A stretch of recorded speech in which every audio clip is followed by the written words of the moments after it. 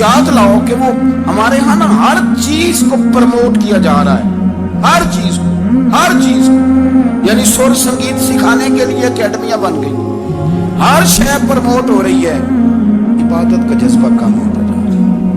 اللہ کا ذوق ہمارے اندر نہیں رہا۔ اور اتنا مشکل ہم نے اپنے لیے بنا لیا ہے کہ وہ بندہ جو بڑی زبردست مذہبی گفتگو کر رہا تھا اور تگڑی بات کر رہا تھا، کیا بات ہے، لیکن نماز کے بارے میں کمزوری دکھا جاتا ہے، نوافل کے بارے میں وہ چپکے سے نکل جاتا ہے۔ امام احمد بن حنبل رحمۃ اللہ تعالی علیہ، مسند امام احمد بن حنبل 14 جلدوں میں ہے مارکیٹ میں، اور مجھے تو خیر پسند ہی پڑی ہے، میں نے تو کئی دفعہ پڑھی ہے، اور کیا بات ہے، امام احمد بن حنبل کیسے تگڑے قسم کے محدث تھے، اور اللہ نے کتنا انہیں اعزاز عطا فرمایا ہوا۔ یہ کوڑے بھی کھاتے تھے دین کی خاطر، سارا کرتا لہو سے بھر بھی جایا کرتا، بڑا اعزاز والا شخص تھے، بڑے اعزاز والے، حدیثیں جمع کرنا، حدیثیں لکھنا، حدیث پڑھانا، سارا دن رہتے تھے، کہہ سکتے تھے کہ میں کر تو رہا ہوں کام، اور حدیث بھی موجود ہے کہ عالم عابد سے افضل ہوتا ہے، پر اس کے باوجود امام احمد بن حنبل رحمۃ اللہ علیہ 300 نفل فرض نمازوں کے علاوہ پڑھا کرتے تھے، 300 نوافل روز پڑھا کرتے تھے۔ ان کے بیٹے نے کہا جی مکان خریدنا ہے تو جگہ کہاں کر کے لوں، بہت ساری آبادیاں، تو فرمایا پتر وہاں لینا جہاں مسجد قریب ہو۔ میرے رسول کریم سید عالم صلی اللہ علیہ وسلم اتنا پسند کرتے مسجد کو کہ بخاری مسلم میں ایک حدیث ہے جس کو پڑھ کے انسان بار بار سوچنے پہ مجبور ہو جاتا ہے کہ اس طرح بھی ہوتا ہے۔ حضرت انس بن مالک رضی اللہ تعالیٰ عنہ ارشاد فرماتے ہیں، ہم سب حضور کی بارگاہ میں بیٹھے تھے، بخاری مسلم ہے، نبی پاک علیہ السلام تشریف فرما تھے، حضور کی عادت مبارکہ تھی، جہاں موقع آیا حضور بیٹھ گئے، حضور زمین پہ جلوہ فراز تھے، صحابہ کرام نے سوال پوچھنے شروع کیے، یہ بھی بتائیں، کچھ نوجوان تھے، انہوں نے کچھ سوالات شروع کیے، انہوں نے بہت زیادہ سوالات کیے کثرت سے، تو حضرت انس بن مالک رضی اللہ تعالیٰ عنہ فرماتے ہیں بہت سوالات، جب زیادہ سوال ہو گئے نا، اللہ کے رسول صلی اللہ علیہ وسلم اٹھ کے نا ممبر پہ بیٹھ گئے، فرمایا پوچھو جو تمہارا جی چاہتا ہے میں بتاؤں گا، پوچھو، کرو سوال کرو۔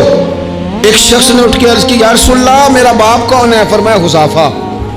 دو لوگ اور اٹھے، یا رسول اللہ ہمیں لوگ تانے دیتے ہمارا باپ، فرمایا تمہارا باپ وہی ہے جس کی طرف تم منسوب ہو، اسی باپ کی جائز اولاد ہو۔ ایک بندہ اور اٹھا،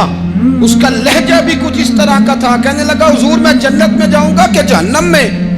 کئی دفعہ نا چیزیں راز میں رہیں تو وہ ٹھیک رہتی ہیں، لیکن جن کو راز کھولنے کا شوق ہو ان کے اپنے بھی کھل جایا کرتے ہیں، ان کے کھل جاتے ہیں، پھر وہ تکلیف میں آتے ہیں۔ یاد رکھیں، حضور میں جنت میں جاؤں گا کہ جہنم میں؟ حضرت انس بن مالک کہتے ہیں کریم بولے، مور لگنے لگی، ہم کانپنے لگے، حضور نے فرمایا تو جہنم میں جائے گا، دوزخی ہے تو۔ بس جب اس حضرت مرزا مظہر جانا فرماتے ہیں کہ بارش ہوئی تھی تازی دلی میں تازی بارش ہوئی تھی، ایک بابا لکڑی کے جوتے پہنے کھڑا ہوں، اللہ اللہ اللہ، اسی کسے دے کچھ بھی نہیں لگ دے نہ کوئی ساڈا دردی، بابا مست ہو کے جا رہا، اللہ اللہ کرتا جا رہا۔ ایک طوائف اپنے کوٹھے سے اتر کے تو سیڑھیوں پہ بیٹھی تھی، ساتھ اس کا یار بھی بیٹھا تھا، بابا اپنی مستی میں جا رہا ہے، تو بابا جی کے پیروں سے کچھ مٹی اڑی تو اس عورت کے کپڑوں پہ پڑ گئی، پرواہ نہیں، بزرگ گزر رہے،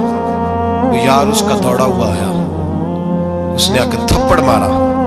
کا خیال نہیں سارے اس کے کپڑے آلودہ کر دیے، تو کدھر تیرا دماغ نہیں ٹھیک؟ بابا نے نظر اٹھائی، کہا بیٹے میں نے دیکھا نہیں، چل اللہ تیرا بھلا کرے، تو نے بدلہ لے لیا۔ بابا جی چپ کر کے وَإِذَا خَاطَبَهُمُ الْجَاهِلُونَ قَالُوا السَّلَامَ، چپ کر کے گزر گئے۔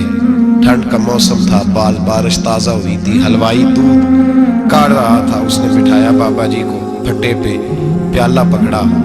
دوڑ کے آگے بڑھا، بزرگ آ گئے، آئیے بیٹھیے، دودھ کا گرم پیالہ شکر ڈال کے دیا، بابا جی نے دودھ پیا، پھر نظر جھکی،